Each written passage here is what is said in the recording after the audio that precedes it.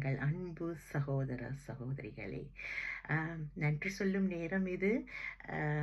எங்களுடைய ஃபாலோவர்ஸுக்கு, brothers and sister, உங்களுக்காக நாங்கள் ஒதுக்கும் ஒரு புனிதமான நேரம், நன்றி சொல்லும் நேரம். Okay, alright. இன்றைய நன்றி யாருக்கென்றால், எங்களை மதித்து அக்கா அத்தான் என்று கூப்பிடும் எங்கள் தம்பி தினேஷுக்கு. தினேஷ் மனசில் ரொம்ப பதிஞ்ச ஒரு மனிதர், எங்களுக்கு தம்பி.